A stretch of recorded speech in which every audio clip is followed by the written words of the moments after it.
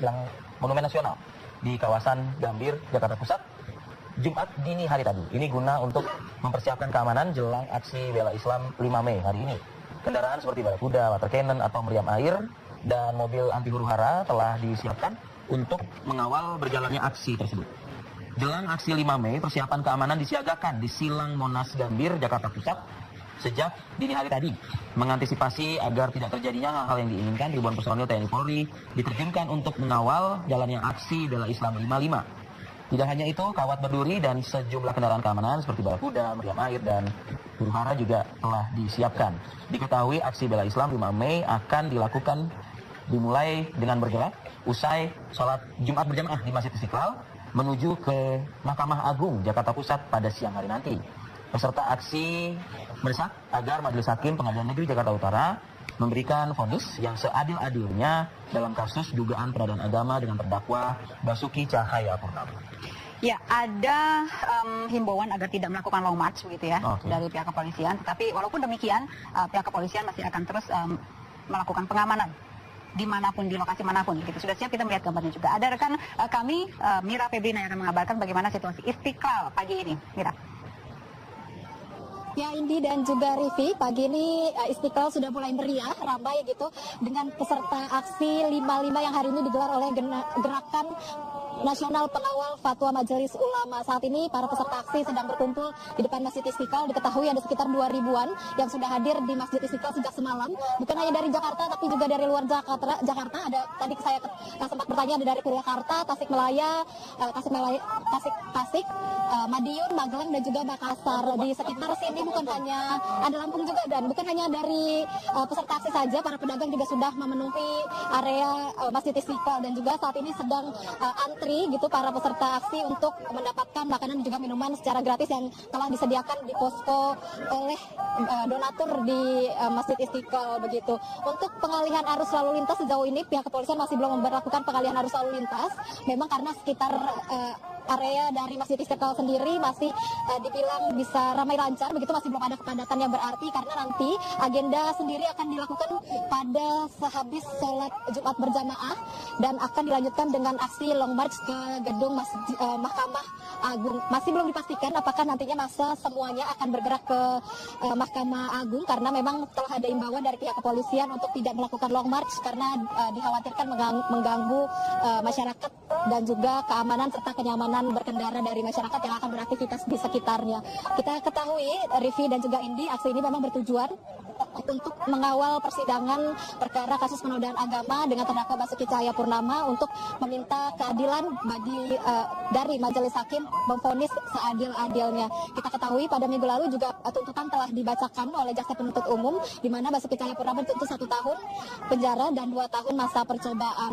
Saat ini kita ketahui pihak kepolisian juga terus melakukan pengamanan dan rencananya memang akan mengerahkan 1.500 personil pengamanan, dan bukan tidak mungkin akan ada penambahan pengamanan apabila diperlukan di lapangan. Mungkin sementara itu Rivi dan juga Indi yang dapat kami kabarkan dari Masjid Istiqlal. Ya, Mira, jika Anda bisa mendengar suara kami, menangkap suara kami, Anda tadi menyebut sudah juga ada yang datang, tidak hanya dari Jakarta tapi dari luar daerah ya. Ada dari Madiun, Tasikmalaya, dan beberapa wilayah di tanah air begitu. Mereka tiba langsung bergerak ke Istiqlal atau sempat menginap bermalam terlebih dahulu di beberapa titik. Di mana saja itu, Mira?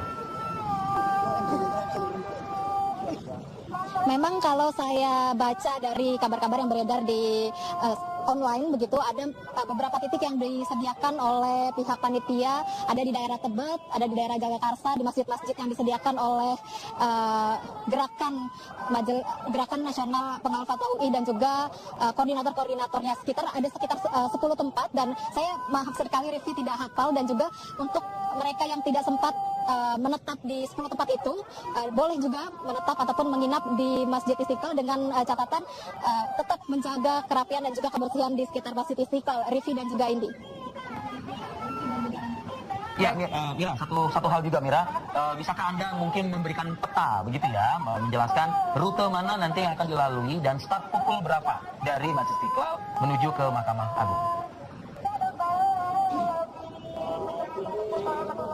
Rivi, memang kita ketahui Long March akan dilakukan setelah sholat Jumat, mungkin sekitar pukul 1 atau setengah 2, dan nantinya akan melalui Jalan Diponegoro dan menuju Jalan Medan Merdeka tempat Mahkamah Agung berada.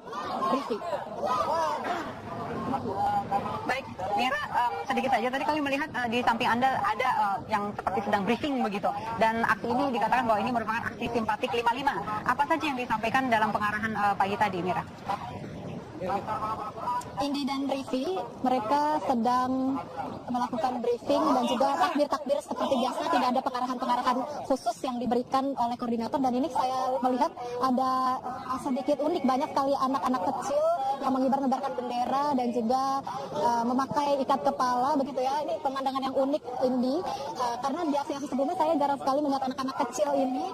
Mereka berada di depan gedung Masjid Istiqlal dengan memakai baju berwarna hitam dan mengibar-ngibarkan bendera dan juga sambil bernyanyi begitu, Indi. Baik. Mudah-mudahan semua berjalan lancar hari ini ya. Kalau sesuai dengan tajuk aksi simpatik 55, berarti mudah-mudahan berjalan lancar, damai, dan sesudahnya juga tertib begitu bubarnya ya. Betul. Dan Bapak sempat melihat dan melirik timeline Instagramnya Ustadz Agim. Kabar juga akan datang ke Jakarta. Nanti bergabung bersama dengan teman-teman yang akan bergerak menuju ke Mahkamah Agung. Nah, biasanya ini kalau Agim datang itu bawa pasukan, pasukannya tuh siap dengan kreseknya, gitu, ya kan? Semohon, Nah, itu dia. Baik, ini sudah bersama kita pagi ini ada Bang Ahmad Riza Patria. Terima kasih, Assalamualaikum, sudah datang. Selamat pagi, Assalamualaikum. Nah, ini agak berbeda nih topiknya. Beda topik, ada suara-suara yang diluncurkan oleh sejumlah pejabat Mendagri, ada di pengadilan, diatur gitu. Dan pembubaran itu dengan berbagai cara. Umpamanya diperingati dulu, administratif sampai 3 kali. Kemudian ada penghentian bantuan atau hibah kalau ada. Kemudian baru ada penghentian kegiatan, baru pencabutan. Jadi itu semua ada tahapan yang tidak mudah, begitu, ada prosesnya. Nah, di luar itu sebetulnya yang tidak kalah penting, justru disinilah peran dan tugas pemerintah itu melakukan pembinaan dan bimbingan, begitu. Bukan orang dibiarkan mendaftar jadi ormas, kemudian kalau dianggap kurang atau salah, kemudian dibubarkan. Bukan. Mungkin pemerintah bisa membimbing, ada 264.000 lebih. Ya itu tugas sudah diatur di undang-undang, memang tugas dari pemerintah untuk membimbing. Macam-macam caranya. Pemerintah juga diberi anggaran yang tidak sedikit, ya, untuk melakukan pembinaan, bimbingan kepada ormas-ormas. Semua ormas itu punya hak yang sama, semua ormas punya kewajiban yang sama. Itulah tugas pemerintah. Di era demokrasi kita, apalagi Indonesia sebagai negara demokrasi ketiga terbesar di dunia, itu yang paling penting. Jadi pemerintah juga, apalagi aparat hukum, tidak boleh represif dia. Justru dia harus membimbing, membina, dipanggil, didialogkan. Kemudian kalau dianggap melanggar Pancasila itu yang seperti apa bentuknya? Harus jelas begitu ya? Harus jelas, masyarakat harus melihat, harus ada buktinya. Ya. Jangan sinis, tidak boleh. Apalagi kalau pemerintah yang sinis lebih salah lagi. Justru pemerintah itu harus sebagai institusi yang istilah saya berhusnuzon, yang baik, berprasangka baik. Pemerintah yang sinis begitu? Ya kan kelihatan ya pemerintah di pemerintahan Pak Jokowi ini sering menyuarakan kita akan libas, kita akan bubarkan, kita akan cabut ya. Polri juga kelihatan seperti itu, ingin menunjukkan giginya seolah-olah kalau ada yang bertentangan akan di. Ada Brigjen Polisi Rikwanto. Selamat pagi, Assalamualaikum Pak Rik. Pak Rikwanto, selamat pagi. Pagi, Mas Fadil. Ya. Arif Fadil dan Inggira Hawati, dan juga ada Bang Ahmad Riza Patria dari Komisi 2 DPR RI, Bang. Pagi, Mas Riza. Ya. Pagi. Ini tadi Bang Riza sudah menjelaskan dan memberikan pandangan soal pernyataan dari Pak Tito Karnavian, Kapolri, yang menyebutkan bahwa tindakan tegas akan dilakukan terhadap kelompok-kelompok yang intoleran dan mengganggu NKRI. Penjelasan dari Dipumas mungkin, Arif? Ya, tindakan tegas itu kan dalam koridor hukum, ya, manakala melanggar hukum, melanggar undang-undang, ditindak tegas siapapun, termasuk ormas atau kelompok-kelompok tertentu. Apalagi kalau dalam bingkai besar Republik Indonesia, manakala melanggar undang-undang yang ada, terutama yang lagi ini kan masalah berbeda azas dari azas Pancasila kepada azas yang lain. Indikasi-indikasi itu sudah ada sebenarnya, jelas. Kita tidak bisa menutup mata tentang hal itu. Jadi wacana-wacana untuk lebih intens membahas itu harusnya harus cukup serius ya. Karena ini menyangkut bangsa dan negara ke depan, bukan hanya kita bicara pelanggaran-pelanggaran seperti pelanggaran konvensional lainnya. Jadi, marilah kita sama-sama bergerak, siapapun lembaganya, apapun institusinya, sesuai bidang tugas masing-masing. Jadi, Pak Kapolri itu menghimbau ya, kepada kita semuanya, bahwasanya di depan mata kita sudah mulai ada indikasi-indikasi itu. Karena memang tugas kita itu kan menyelidiki, mengumpulkan informasi apapun, yang kita temukan kita analisa dan memang hasilnya seperti itu. Baik. Jadi setiap elemen yang ada harus melihat dari titik-titik yang sudah muncul fakta-fakta dan harus apa sesuai dengan kewenangan masing-masing tentunya. Pak Rikwanto, tadi ada juga pernyataan Pak Tito kan ada kalimatnya berbunyi seperti ini. Koreksi kalau saya salah gitu. Kami akan putarkan kembali bila mana memang ingin mendengarkan lagi lebih lengkap. Ada kalimat yang berbunyi apalagi dalam waktu dekat ini akan ada demo begitu yang bisa mengganggu dalam jumlah yang besar ya. Tidak perlu lagi ada aksi demo dalam jumlah yang besar yang mengganggu ketertiban publik. Nah, kita ketahui hari ini kan tanggal 5 Mei ada juga sejumlah orang yang akan menyampaikan aspirasi mereka. Apakah ini yang dimaksud dengan pernyataan Pak Tito tersebut? Iya, demo unjuk rasa atau menyampaikan pendapat itu kan dibolehkan oleh undang-undang ya. Namun undang-undang itu juga harus dibaca secara utuh. Ada di situ pasal-pasal ya, pasal 6 dan seterusnya itu menyatakan juga harus menjaga ketertiban umum, juga tidak boleh melanggar undang-undang yang lain juga. Jadi penyampaikan pendapat itu beda dengan memaksakan pendapat. Ya, yang di warning ya, diantisipasi. Lagi pula sebenarnya kita sudah agak jenuh ya kalau boleh katakan kita menyerap aspirasi masyarakat secara umum ya. Ini bersinambungan terus. Jadi kalau ada hal demikian kan bisa disalurkan, tidak harus melalui bentuk-bentuk seperti itu. Yang jelas terpaksa kita harus menutup jalan. Ya, memblokade di mana-mana itu kan mengganggu juga pada aktivitas masyarakat. Apalagi ini maksud jam kerja atau masih orang bekerja. Jadi himbauan tersebut diharapkan jangan masif selalu untuk demo karena memang secara undang-undang dibolehkan tapi juga paling tidak mengganggu ketertiban umum. Ini kita khawatirkan juga bisa jadi ada juga orang-orang yang tidak bertanggung jawab memanfaatkan demo itu. Ini yang kita khawatirkan. Makanya penjagaannya harus tidak boleh underestimate. 15.000 kita kerahkan untuk mengamankan hal tersebut yang terjadi pada hari ini. Baik, Pak Rikwanto, di sini ada Bang Riza Patria ingin bincang langsung dengan Pak Rikwanto. Silakan. Iya, kami mendukung Pak Rikwanto. Polri dalam rangka tugasnya menjaga keamanan. Betul memang tidak boleh underestimate ya.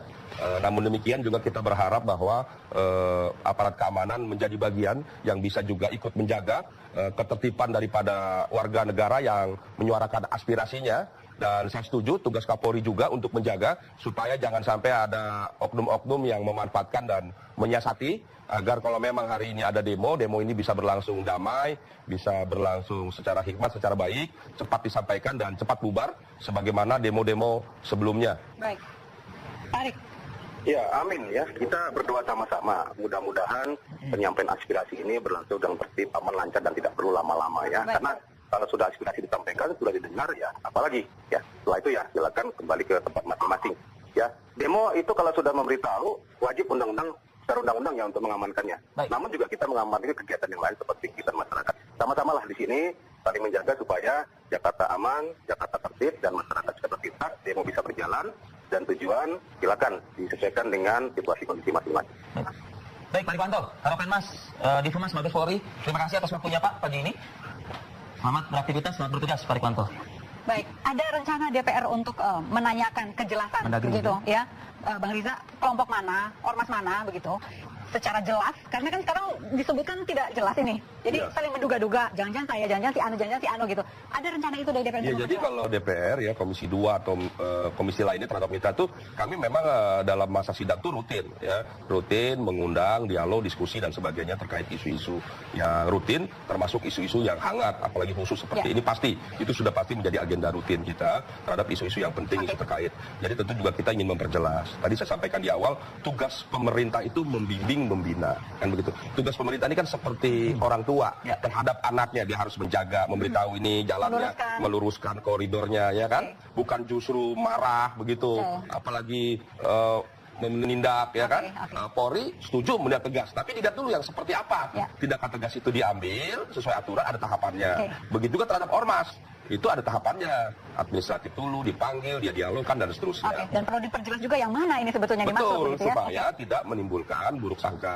Masyarakat jelas ormas yang sebagainya. Baik, Bang Riza, terima kasih sudah hadir di